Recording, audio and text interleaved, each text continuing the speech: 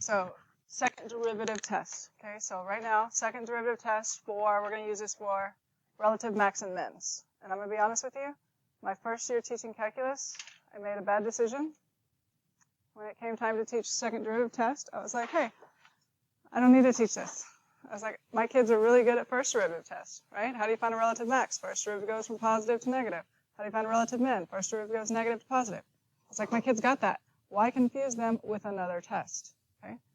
And then when I started working AP exam questions, I started coming across questions where first derivative test doesn't work. And second derivative test would have been their only option. So I actually cheated my students out of some points. Okay, so these first two examples we're going to do, we're going to compare both tests. Okay, because sometimes you do have an option. I could find relative maximums with first derivative test, or I could find relative maximums with second derivative test. But then, on the backside, we'll look at some problems where first derivative test is not an option, okay? So I don't want you to approach this with the mindset I did my first year, where it was like, oh, this is nice to know but unnecessary, okay? Because there will be problems where this is required, okay? All right, so we have a function, second derivative exists on an open interval, and we have some value c.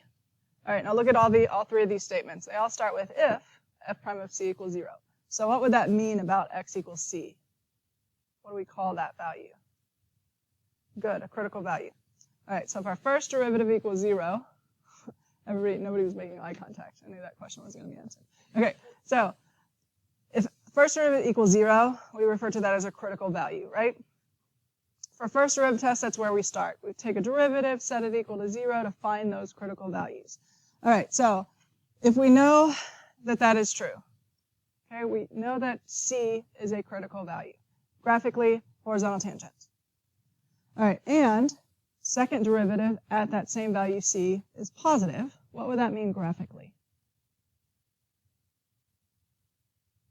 If our second derivative is positive, what does that mean graphically about our function f? Think about your fun box. Yes. We got all three options. Increasing, positive, concave up. Where's your, oh look, fun box right here. I was about to draw it. All right, so here's what we're saying.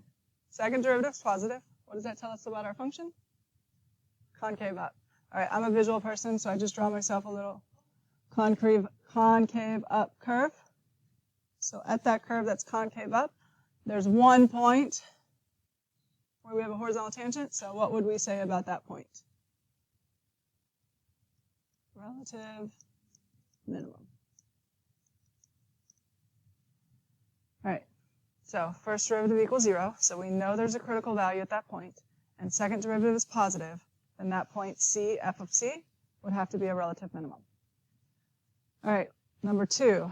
Again, if our first derivative is 0, meaning we have a horizontal tangent, critical point, and the second derivative is negative, so negative second derivative.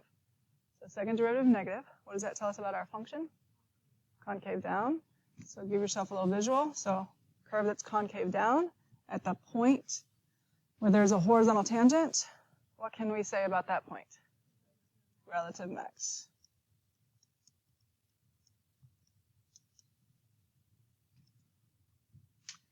And guys, in a situation where they both yield 0, the second derivative test does not work. So then I would try something else. First derivative test most likely. Okay, so this first couple examples, we're going to compare both tests. All right, so let's do first derivative test.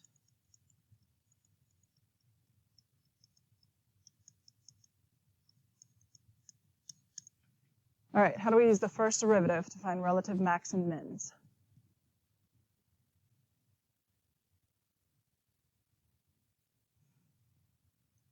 So our goal here is to determine local max and mins using both first and second derivative test. Find the derivative. Correct. All right. All right, what is our first derivative? 2x squared plus x minus 15. All right, so the reason why we want to find where it's 0 is because to use first derivative to find local max and mins, we'd be looking for where f prime goes from positive to negative. Local minimums, f prime, negative to positive. In order for the first derivative to change signs, it would have to pass through 0. So we start by finding those zeros. All right, so we set it equal to 0. We want to factor, so we can use 0 product property. All right, how does this factor?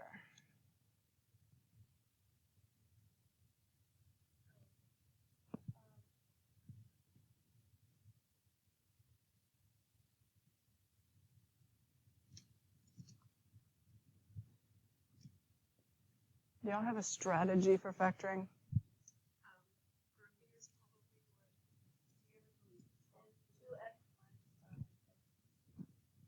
2x minus 5x plus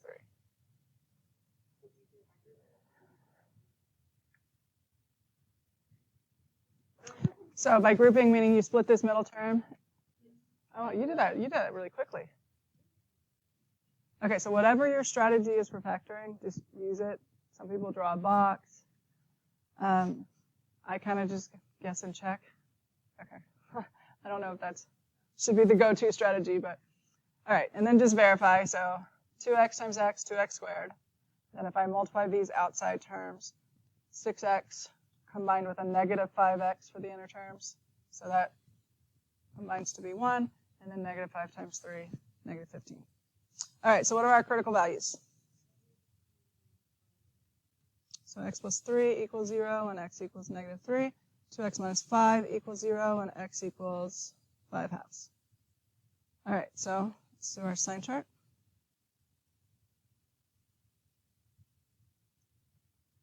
All right, so we want to choose a test value in each interval, determine the sign of f prime.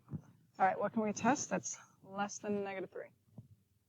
Perfect, negative 4. So I'm just looking at this factored version. I don't care about the value. We just care about the sign. So our first factor would be negative. Second factor, negative. So negative times negative.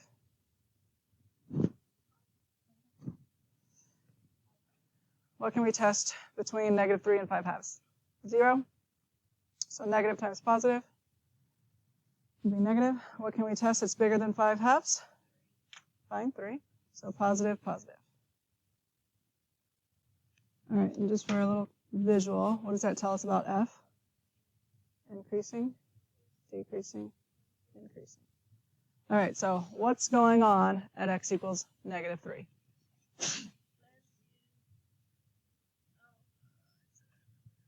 Relative maximum. And what is our calculus justification? Very good. Make sure your justification is using calculus, because some kids will write because f changes from increasing to decreasing, which isn't wrong, but it's just not calculus. Okay? All right, so I always write too big. Can I just use the space down here? All right. Relative max at x equals negative 3, since or because f prime changes from positive to negative. What's going on at 5 halves? And how do we know? What's our calculus justification? Good, so relative min at x equals 5 halves, since f prime changes from negative to positive. All right, are we okay there? All right, so we're going to do this same problem with our second derivative test.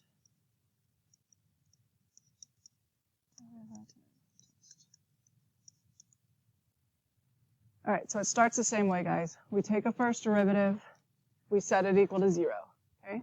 Because the first condition is that we have a critical point, okay? Is that we know the value c is a critical value, meaning the first derivative equals 0.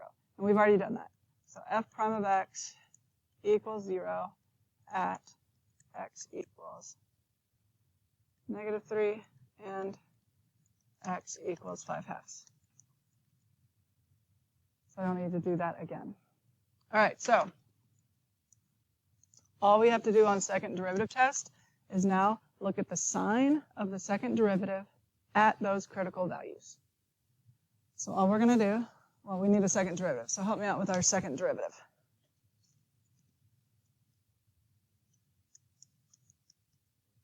(4x plus 1). All right, so all we need to do is substitute each critical value into the second derivative and identify the sign. So f double prime of -3, 4 times -3 plus 1, oops, we said -11, plus 1 equals -11, which is less than 0. So what does that tell me? Graphically, what's happening? Concave down, so I have a curve that's concave down. So at that point where we have a horizontal tangent, what can we say about that point? Relative maximum. So I'm going to go ahead and make that statement. So relative max at x equals -3. Now, guys, when you write your justification, you have to make both statements. You have to declare that the first derivative equals 0 at that point, and you also must declare the sign of the second derivative. So since f prime of -3 equals 0, and f double prime of -3 is less than 0.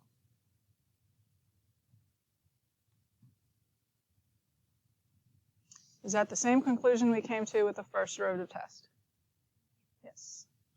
All right, so let's do the same thing for our second critical value of 5/2. So f double prime of 5/2. So 4 times 5/2 plus 1. That's 11. Okay. Which is positive, so that means we have a curve that is concave up. At that point where we have a horizontal tangent, we can say that is a relative minimum. So relative minimum at x equals 5/2. And when we provide our justification, I have to make a statement about the first derivative and the second derivative. So since f prime of 5/2 equals 0, and f double prime of 5/2 is positive.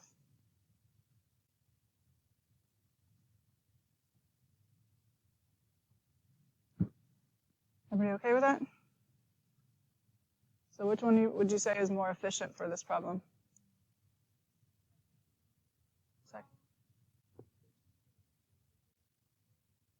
Yeah, so here we got to skip a little bit because we had already done it over here. So this one we can argue. Which one's more efficient? I don't know. Which one's better? I don't know. It's preference. Okay. So like I said, sometimes you have options. Okay. So we're just adding another tool to the toolbox. But don't think this is unnecessary. Okay. If you really love doing this, don't think, well, I can just always do this, because sometimes you won't be able to do that. Do you want me to skip ahead and do a problem where? Okay. So I'm going to skip this trig problem, not because it's trig, okay, but because I want you to see a different type example. Okay.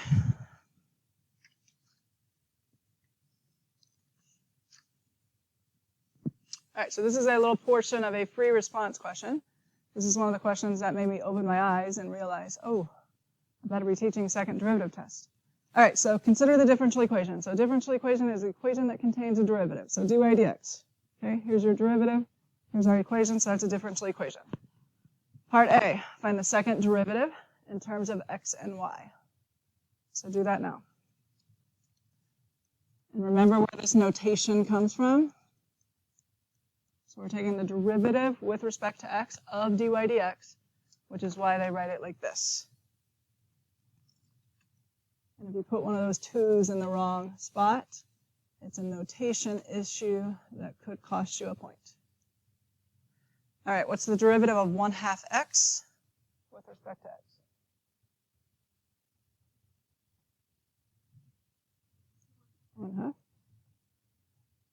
And the next term, what's the derivative of y with respect to x? dy dx. And what's the derivative of -1 with respect to x? Y? Because it's constant. All right, have I done what I needed to do in part A? Y. There you go. So guys, it says in terms of x and y. dy dx is a whole nother variable. Okay? So a lot of people look at this and think, oh, well, yeah, it's x and y. No, dy dx is a whole value, different value in itself. So we got to go further and make a substitution. So this is 1/2 plus dy dx. So what was dy dx? 1/2 x plus y minus 1. And I could clean that up. I can combine the constants, but I don't have to. But we cannot stop right here. And we got to make that substitution. So pay attention to that right there. That would have cost me a point 1 year. I overlooked that. Okay. So now it says let y equals f of x be a particular solution to this differential equation with this initial condition. Okay. Sentences like this will appear every once in a while. So let me break down what this means to you. So all this is saying is there's a function, some function y, there's a function that exists that has this derivative. Okay? But if I asked you, tell me a function that has 2x as its derivative. What was it? X squared. Give me another function that has 2x as its derivative.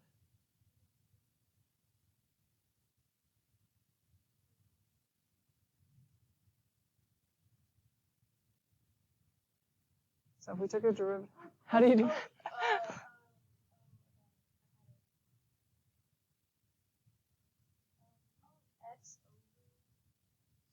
I think you're thinking about this way too hard. Okay, don't write this down. Don't write this down. So y equals x squared. What's the derivative of y equals x squared? 2x. All right, so I'm asking for another function that has that same derivative of 2x.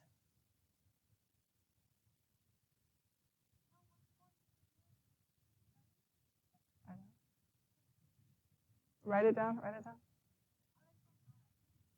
Let's spin it. Give me another function that has x.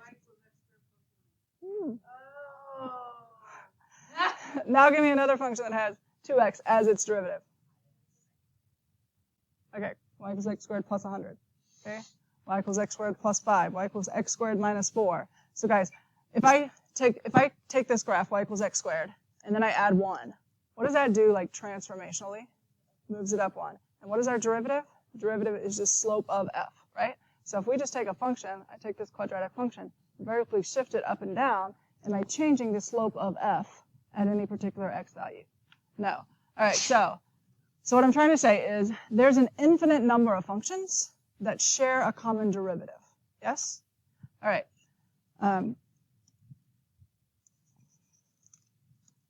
So here, all it's saying is there is a function. There's a function that exists that has this derivative. However, there might be many, many of them. Okay? I might have an infinite number of functions with this same derivative. So I want to narrow it down. So not only am I looking for a function that has this derivative, I also want it to pass through this point. So if I tell you, name a function that has 2x as its derivative and that passes through the origin, now how many answers are there? 1. Okay.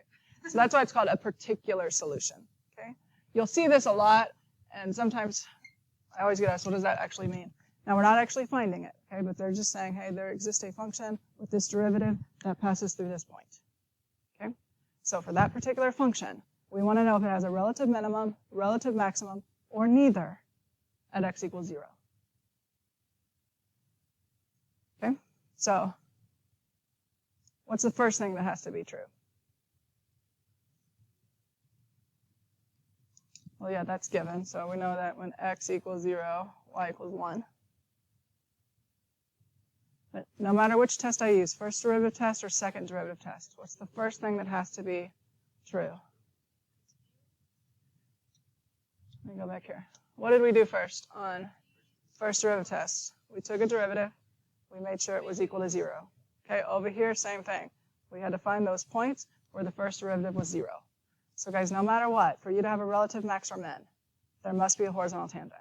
Okay, so first thing we do is make sure, that's so cool, we make sure that the first derivative is 0. All right, so we have our first derivative. dy dx equals 1/2. Oh, I'm going to evaluate this. I'm going to evaluate this at the point 0, 1.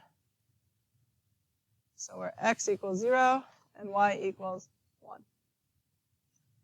All right, we're going back up here to our first derivative. So it says take 1/2 the x coordinate, where x is equal to 0, plus the y coordinate, and then minus 1. So what do we get when we clean this up?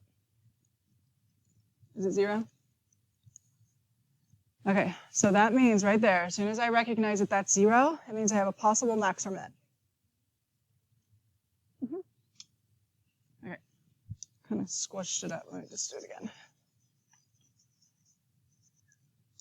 Okay, but do you understand why we need to verify that our first derivative is 0? Okay, so dy dx, and it's asking to test at x equals 0. So where the x coordinate is 0. But my first derivative depends on both x and y. So the corresponding y coordinate when x is 0 is 1. So we are going to make that substitution. Plugging in the point 0, 1. X is 0, y is 1.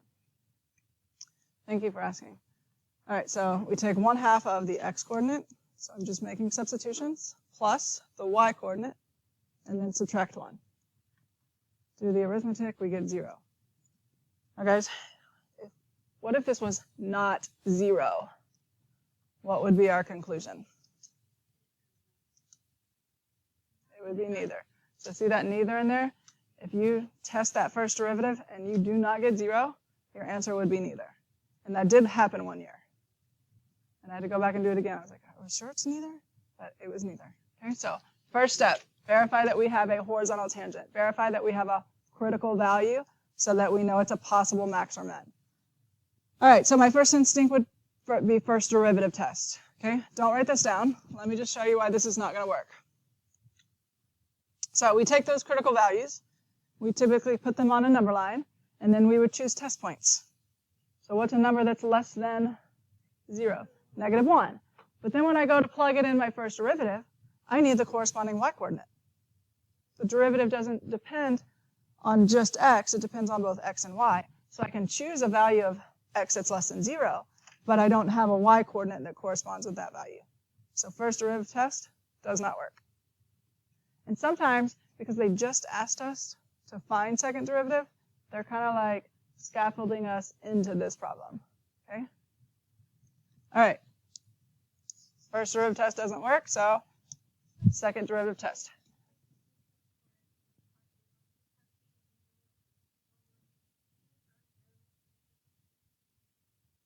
Yeah, I guess you could. I thought you were going to ask a different question. Sometimes if it says, using your answer from part A, do this, this, and this. And what if we don't know how to do part A? No. Okay, so here's what you would do. So if it says, using your answer from part A, and you're like, oh, forgot how to do part A, you're going to go make something up.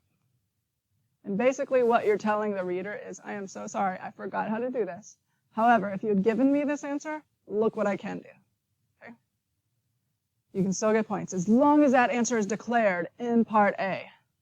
Okay? So if you have to import an answer from part A, and there's no answer in part A, you're not going to get credit for either part. But if your answer in part A is wrong, but yet you import it to part B and then do part B correctly, you can still get full credit in part B. Does that make sense? Okay, so we don't give up. Just because you can't do part A, we don't give up. All right, so here we go. We verified critical value, possible max or min. First derivative test doesn't work, so second derivative test. So all we have to do is now test the sign of the second derivative at that same point. So again, we're plugging in an x value of 0, y value of 1.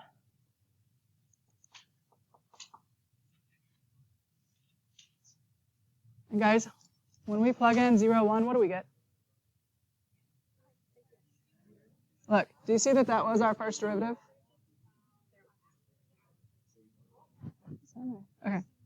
Do you see that this is our first derivative? What did we get when we plugged in 0, 1 to this first derivative? We got 0. So all we're doing is adding 1/2. It's just 1/2 plus the value of dy dx. So 1/2 plus 0. So this is 1/2, which is greater than 0. So graphically, what does that mean? Concave up. So I have a curve that's concave up. At that point where the horizontal tangent exists, that point is relative minimum. So we would say f has a relative minimum at x equals 0. And my justification has to be two statements. It has to be a statement about the first derivative and a statement about the second derivative at x equals 0. That's what it was asking for, at x equals 0. Did that answer your question? Since, or because, dy dx equals 0, and second derivative with respect to x is positive at x equals 0. At x equals 0. The common mistake is leaving off this statement. It's not enough just to say it's concave up, because I can draw a curve that's concave up. There's an infinite number of points on the curve. The only point that is the relative minimum is at the point where the derivative is equal to 0. So don't forget that statement. All right, any questions on second derivative test? Okay, so don't neglect second derivative test, because sometimes it's required, only option. Okay, in other cases, it's a quicker, more efficient option. All right, I know class isn't over, but I have to run for another meeting. I'm going to come back on Monday to answer any questions you have about your review. You do. You're going to have a test on Tuesday over Unit 5. We'll give you the review tomorrow. And we're going to review tomorrow and Monday. You have a test on Tuesday. And then we're going to give you a final exam review. If it's not that, don't freak out. And then you'll have a couple days for that. And then we have a small final. Okay? But I will be here to review with you tomorrow. I'm not going to be here on Monday, so she'll be here on Monday to make sure you're ready for your test. I'm skipping. Thank you. On the final, I'm not 100% sure if it's on the final. It's on the test. But no. Okay. Bye. Thank you. All right. So let's go back and do this trig question. Okie dokie.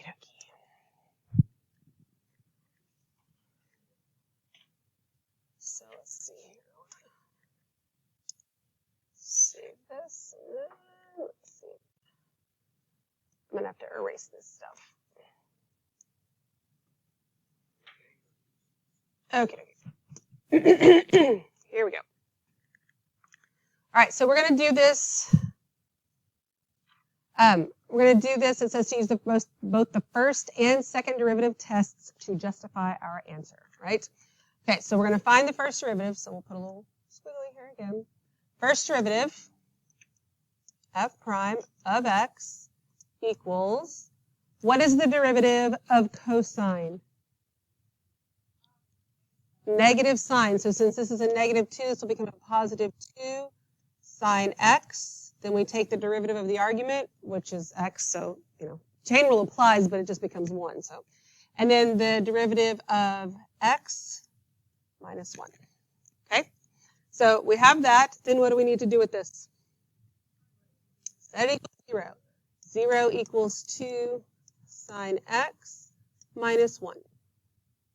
So that means 1 equals 2 sine x, and sine x equals 1/2.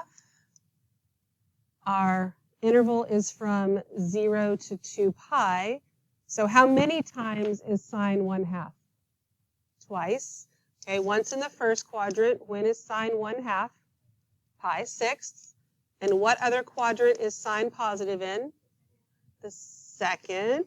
All students take calculus. The second. And what's your second quadrant pi 6 angle? 5 pi 6. All right.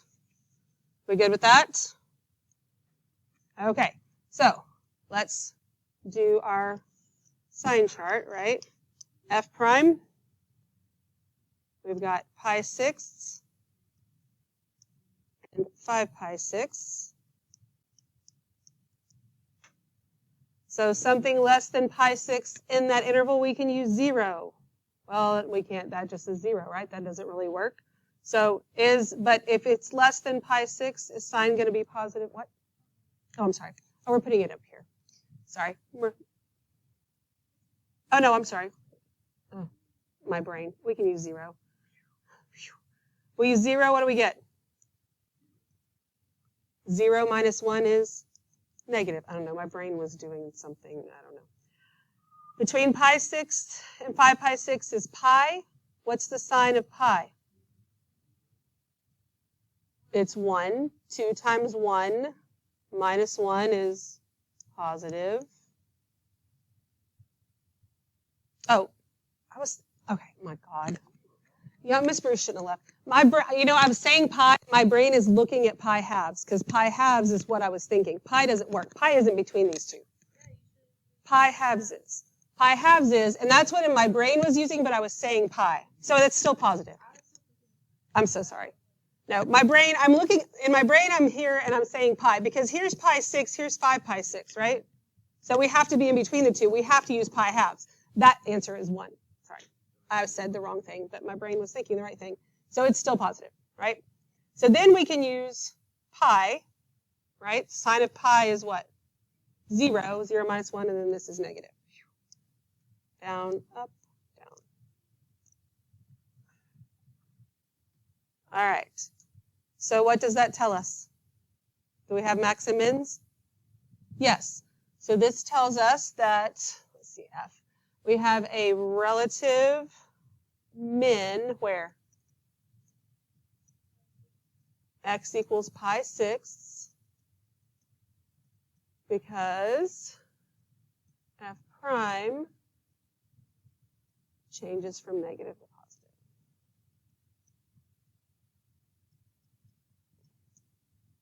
And then here, because we're going from positive to negative, we have a relative max at x equals 5 pi 6, because F prime changes from positive to negative.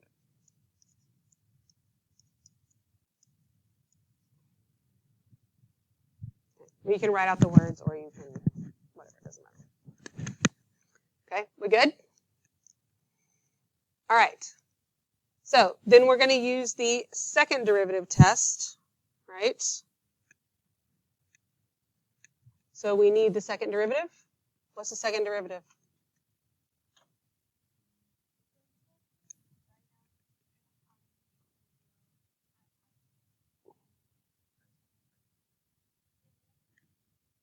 We are doing second derivative. Mm-hmm. Yeah, so we can start with that, or we can put it in either way. So f prime, let's see, f prime of x equals 0 at x equals, she put that first, didn't she? I was going to write it in my explanation, but it doesn't matter either way. And consistency is better, like I say all the time, 5 pi 6. So we know that much. That's from our first derivative, right? Now do we find the second derivative? Yes. Okay, so f double prime of x, so let's make sure we're looking at the right thing. We're taking the derivative of this to cosine x. Okay. Do we find the zeros for the second derivative? No. What do we substitute in? The values where f prime was 0, right? So we need to find f double prime of pi sixths. That's equal to 2. What's the cosine of pi sixths? Square root of 3 over 2. And all we really care about is whether or not it's positive or negative, right? Is this positive or negative? It's positive, greater than 0. Okay? So if it's positive, it's concave what? Up. And like she said, I would draw a little picture. That way you don't get them backwards. And we have a what? Min. So we can say we have a relative min at x equals pi sixths since, or because, f prime of x equals 0 of pi sixths. Yeah. Of pi sixths equals 0, and f double prime of pi sixths is greater than 0. We agree with that? Okay. So then we have to find f double prime of 5 pi sixths. That's going to be equal to 2 times what? Negative square root of 3 over 2, because we're in the second quadrant, and that's less than 0, which means it's concave down, which means we have a relative max at x equals 5 pi sixths, because f prime of 5 pi sixths equals 0, and f double prime of 5 pi sixths is less than 0.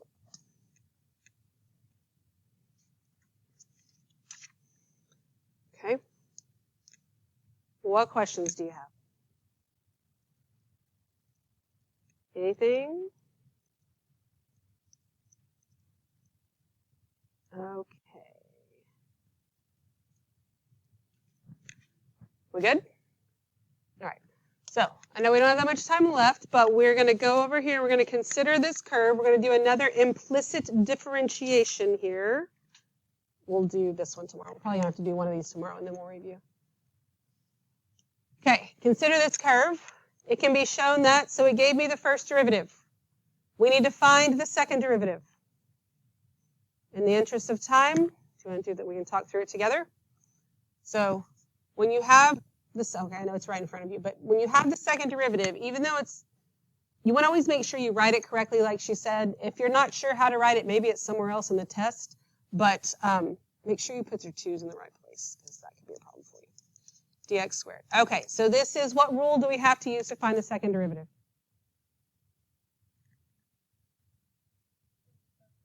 Quotient rule, right? So I'm going to take the derivative of what? The top, the first, so it's going to be 3, and then the derivative of y is dy dx minus 2, so the derivative of the first times the second, 8y minus 3x. Oops. Yes, and then minus the top, which is 3y minus 2x, times the derivative of the bottom, 8 dy dx. It is disgusting, isn't it? Minus 3 all over 8y minus 3x squared. Whew. That's a monster, isn't it? Okay. So what do we have? So then it says, does the curve have a local maximum, a local minimum, or neither at this point? Now notice, here's the difference in these two questions here. This one says, find find the second derivative in terms of x and y, right? So we had to make sure we got to this point, because it says in terms of x and y, we cannot leave it like this, right? I'm not talking to you. Does it say here that I have to find the second derivative in terms of x and y? It does not say that, right? So I'm not going to, it's already nasty. Think about how much nastier it would be if we had to plug that in. That'd be like crazy icky. Would you agree? So we don't actually have to. Think about what we have to actually do. We have to show that the first derivative is 0 at this point. Can you take away the what? No. Okay, so we first need to do we need to show that the first derivative is 0 at that point, right? So let's do that. dy dx evaluated at 3, 2. No, you have to show the first derivative first. We already found the second derivative because it said to find that, but we need this also. And then we're just going to evaluate that, so that's going to give me 3 times 2 minus 2 times 3 over 8 times 2 minus 3 times 3. So that gives me 6 minus 6, which is 0. I got to make sure the denominator is not 0. It's going to be 16 minus 9. We're fine. So that equals 0. So that's good, right? First derivative equals 0, because that's one of the things that has to happen. Yes? And then we care about the sign of the next one. Now check this out. Because we're going to evaluate this at the same point, we're going to do d2y dx squared. And we're going to evaluate it at 3, 2. Do we already know what dy dx is at this point? Yeah, this is 0. So that zeroes out, and that zeroes out, and it's not nearly as bad as it looked to begin with. Does that make sense to you? Because we're going to have to substitute in 3 and substitute in 2, and this is just another variable. We would be substituting in 0, so those aren't even a thing anymore. You see how it's not as bad as it looked? So what we end up with here is I have a negative 2 times, 8 times 2 is 16 minus 3 times 3, which is 9, minus 3y, so that's 3 times 2, which is 6, minus 2 times 3, which is 6, times still, negative 3, right? Got that guy. And then I have 8 times 2, which is 16, minus 3 times 3, which is 9, squared. Do we care about the actual value here? No. What do we need to know? If it's positive or negative, right? So just check out how this works out for you. 6 minus 6 is 0, right? This whole thing zeroes out. Whatever this is, not that it's hard, but whatever it is, it's positive because it's going to be squared, right? So it's irrelevant. All I really care about is the sign of this. It's all that really matters. That's going to be a positive times a negative, so that is less than 0. So although it looked super, super nasty, did you have to do all of the nasty work? No, you had to not get freaked out about it. So since it's less than 0, it's what? Concave down. So what do we have? Relative max. So we can say we have a relative max. Local and relative are the same thing. Does it say local? You can use either word. It's fine. Relative max at 3, 2, since, or because, I prefer because, but it doesn't matter either way, because, and then dy dx equals, well, we'll finish that, but we'll finish this tomorrow and do that last one, and then we're going to review.